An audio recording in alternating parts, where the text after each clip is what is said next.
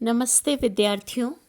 हम लोग एकांकी के तत्वों पर बातचीत कर रहे थे और हमने एकांकी के 4-5 तत्वों को आपको समझा दिया था और यह बताया था कि सबसे पहला एकांकी का तत्व होता है कथा वस्तु, फिर दूसरा पात्र और चरित्र चित्रण, तीसरा कथोपकथन या संवाद, चौथा अभिनय तत्व और उसके बाद हमने संकलन त्रय पर बातचीत की थी। आज जो शेष रह गए तत्व हैं उन पर चर्चा करेंगे और अपने शीर्षक को समाप्त करेंगे।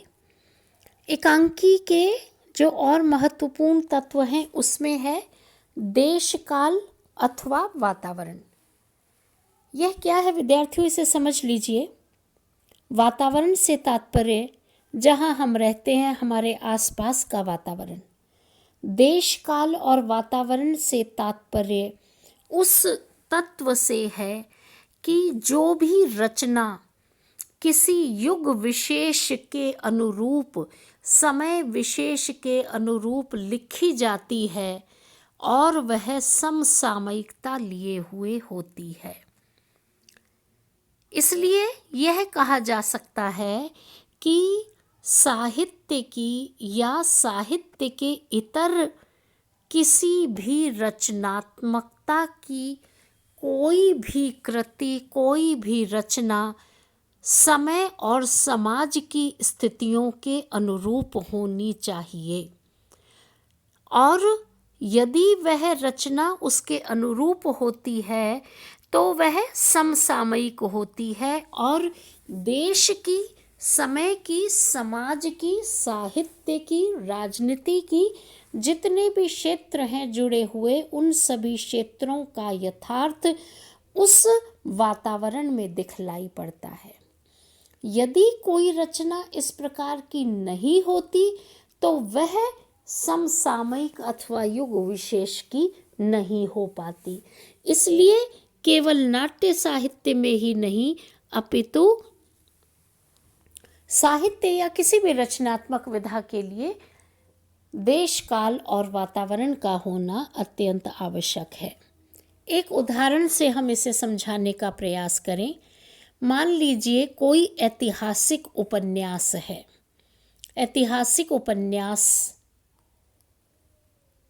जिसे हम इतिहास के परिप्रेक्ष्य में लिखते हैं या रचनाकार लिखता है या उसका अध्ययन किया जाता है, वह जिस समय के राजा का, साम्राज्य का वर्णन करता है तो वह तो तथ्य है, लेकिन उस तथ्य के अतिरिक्त यदि वह रचनाकार समसामयिकता की स्थितियों का उल्लेख नहीं करता तो वह रचना उतनी प्रासंगिक नहीं हो पाती।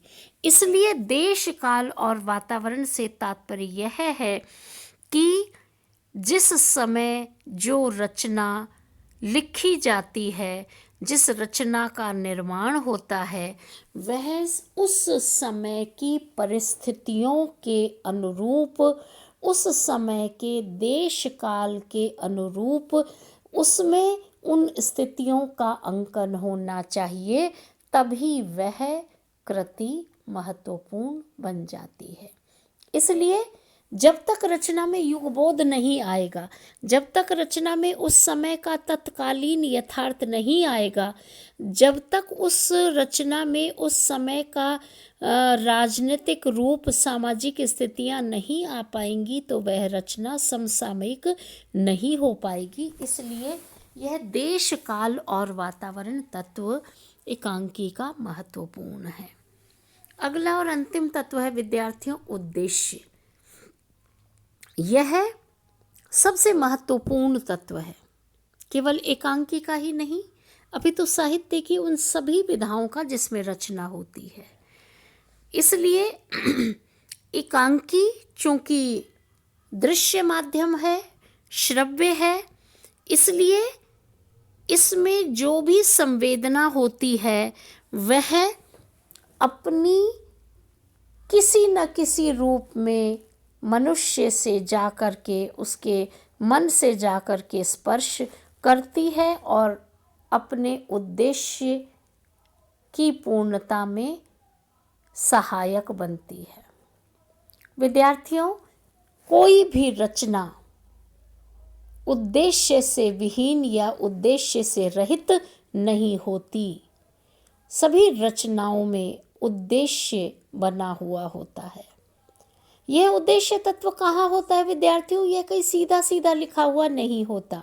इसमें रचनाकार पात्रों के माध्यम से, युग के माध्यम से जो कुछ कहना चाहता है वह इन रचनाओं में ध्वनित होता है और उस रचनाकार की जीवन दृष्टि, उस रचनाकार का उद्देश्य, उस रचनाकार का चिंतन इन पात्रों से, स्वगत कथन से अथवा जो जिस संवेदना को लेकर नाटक अथवा एकांकी अथवा उपन्यास अथवा कहानी रची जा रही है उसका उद्देश्य क्या है वह ध्वनित होता है, जो रचनाकार के स्वयं के अपने विचार पात्रों के माध्यम से समाहित होते हैं और रचनाकार जिस उद्देश्य को एकांकी में दर्शाना चाहता है वह उद्देश्य तत्व महत्वपूर्ण होता है। विद्यार्थियों, रचना किस उद्देश्य को लेकर लिखी गई है? क्या वह किसी सामाजिक समस्या का उद्घाटन कर रही है? क्या वह राजनीति में व्यंग के रूप को प्रस्तुत कर रही है? क्या किसी नायक का, किसी मध्यम वर्गीय पात्र का जीवन चित्र प्रस्तुत किया जा रहा है या किसी नायिका के बारे में कहा गया है कथा वस्तु में, या फिर कोई सामाजिक, आर्थिक, राजनीतिक कोई भी ऐसा पक्ष हो, वह सारा पक्ष इस रचना में ध्वनित होना चाहिए। इसलिए एकांकी में लेखक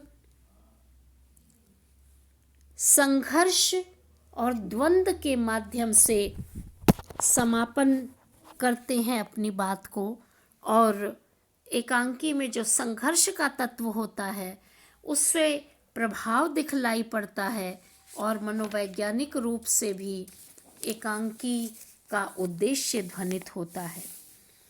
एकांकी में कहीं प्रेम है, कहीं यथार्थ है, कहीं गरीबी है, कहीं निर्धनता है, कहीं अमीरी है, कहीं देशभक्ति है, कहीं कर्तव्य परायण है।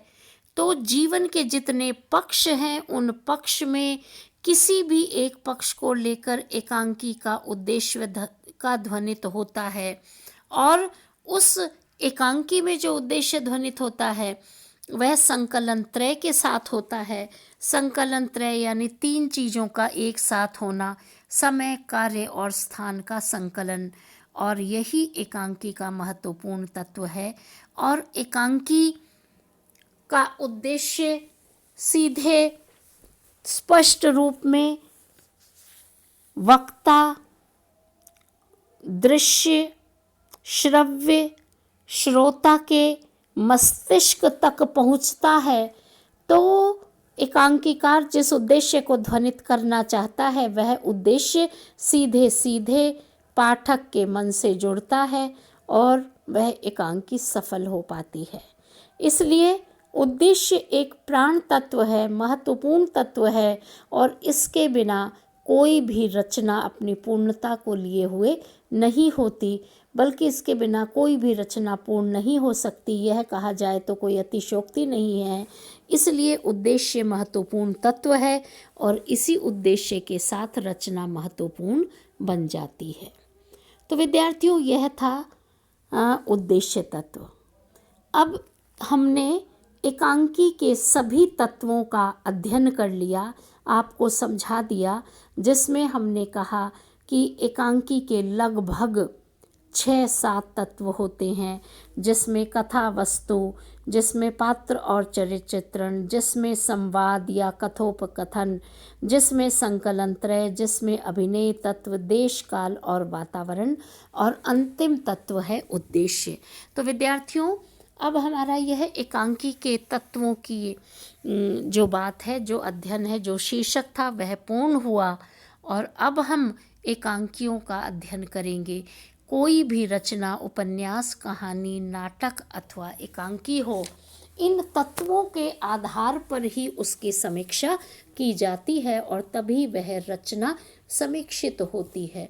तो विद्यार्थियों, हमें इन्हीं 6-7 तत्वों के आधार पर एकांकी की समीक्षा करनी है। इसको आप अच्छी तरह से समझ लीजिएगा। वीडियो को ध्यान से सुनें, सब्सक्राइब करें और ज़्यादा से ज़्यादा इसका लाभ उठाएं। आज इतना ही विद्यार्थियों, धन्यवाद।